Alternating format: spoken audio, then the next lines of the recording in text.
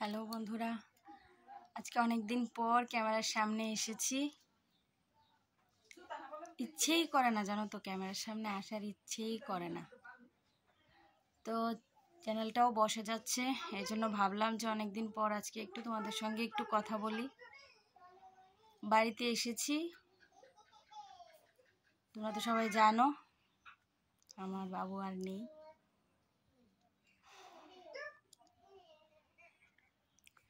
তো যাই হোক, 4 দিনে তো আমি আর দিদি আমার বাড়িতে একটা কাজ করেছি বাবুর, আর আমার ছোট বোন ওর বাড়িতে করেছে।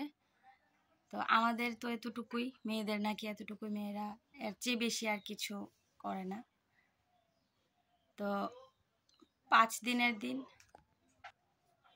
তো 4 দিনের কাজ সেরে 5 দিনের দিনই মার কাছে চলে এসেছি, কারণ মাও এখানে বাড়িতে একা, তাই জন্য চলে এসেছি মার কাছে। আর ছিল, মানে আমার মাসি ছিল, মামি ছিল। তো আমি আর দিদি আসার পর মামি মাসি চলে গেছে বাড়িতে, আবার আসবে আজকে, হয়তো বা আসবে। তো এখন তো দেখো, এখন তো দুঃখ থাকলেও মনে কাজটা তো করতে হবে, কারণ শ্রাদ্ধর দিনটা তো খুব তাড়াতাড়ি। তো এই জন্য একটু ব্যস্তও আছি, চারিদিকে একটু মানে জানাতে হচ্ছে। তারপরে আমার বাবুর তো অনেক আত্মীয় স্বজন, অনেক, তারপরে এজন ওজন আসছে মায়ের কাছে, কথা বলতে হচ্ছে। তারপর পুরোটা ঘর, মানে সবগুলি ঘর একটু ঝাড়টার দিতে হচ্ছে। তো এই সমস্ত নিয়েই একটু ব্যস্ত থাকছি। আর মনের দুঃখটা আর কি বলবো, সেটা তো হয়তোবা 13টা দিন সবাই দেখবে, মানে শ্রাদ্ধ অবধি বলছি আর কি। তারপরের জীবনটা না ব্যক্তিগতভাবেই হয়ে যাবে। পুজো আসবে, প্রত্যেকটা দিন অপেক্ষা করব।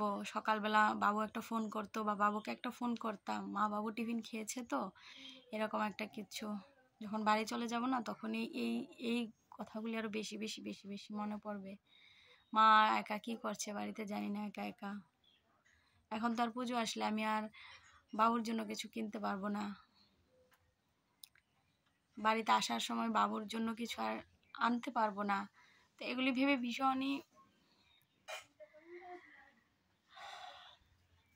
যাই হোক, আমার বাবু সবসময় শুধু আমাদের কথাই চিন্তা করে এসেছে, মেয়েদের যেন কোনো কষ্ট না হয়, মেয়েদের যেন কোনো কষ্ট না হয়, একদম মিলিয়ে রেখে গেছে বাবু। জানো তো, বিছানায় বেশি দিন থাকেনি, কয়েকটা দিন ধরে। তো অনেক দিন ধরে ভিডিও টিডিও করি না, এই জন্য ভাবলাম যে আজকে একটু তোমাদের সঙ্গে ভিডিও করি। আর আমার গলার অবস্থাও খারাপ হয়ে গেছে, বুঝতে পারছি না কেন, হয়তোবা থাইরয়েডটা বেড়েছে বা কিছু। যাই হোক, এখন আর এসব নিয়ে এখন ভাবার সময় নেই। আর বাবুর কাজও এগিয়ে গেছে। শ্রাদ্ধ অনুষ্ঠানটা শুক্রবারে, আর শ্রাদ্ধ দিন তো সবাই কি বলে না, এগুলি জ্ঞাতি, তারপর আত্মীয় স্বজন ওরা, আর প্রতিবেশী বা আরও বাইরের যারা নিমন্ত্রিত আছে ওদের জন্য একটা অনুষ্ঠান রাখা হয়েছে।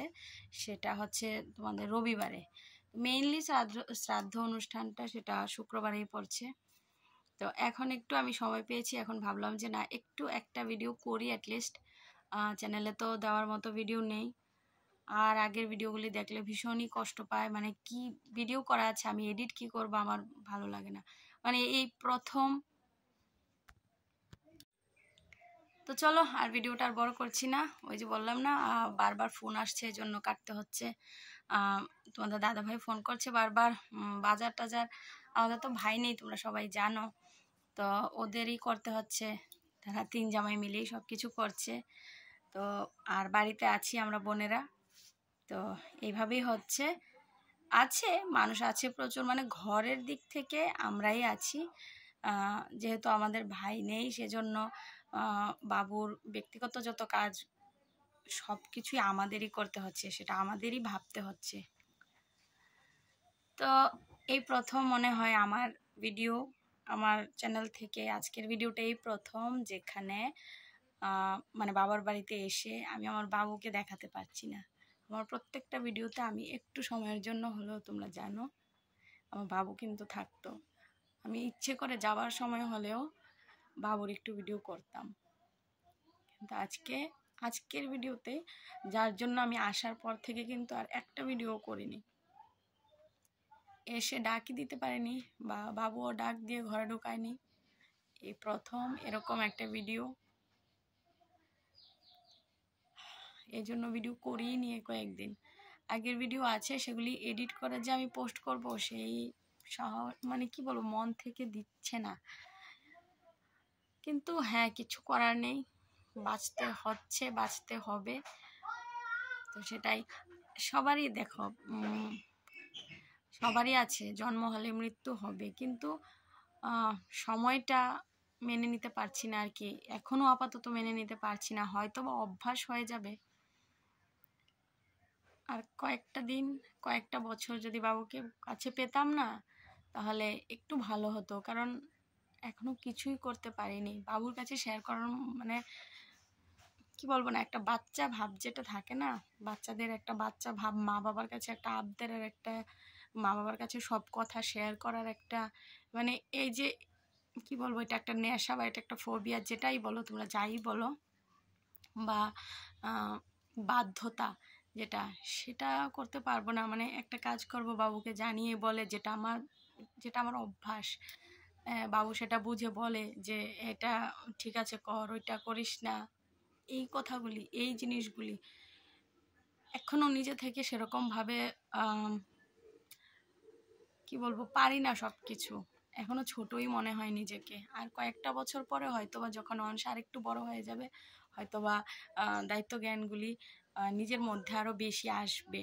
বিয়ে দিয়ে দিয়েছে আর মানে এই না যে অনেক বড় হয়ে গেছি। মা বাবুর কাছে কখনো এরকম, বিশেষ করে বাবুর কাছে এরকম না, সবসময়ই কি বলবো, আগে যখন পড়াশোনা করতাম তখন যেরকম বাবুর কাছে বাধ্যগত ছিলাম,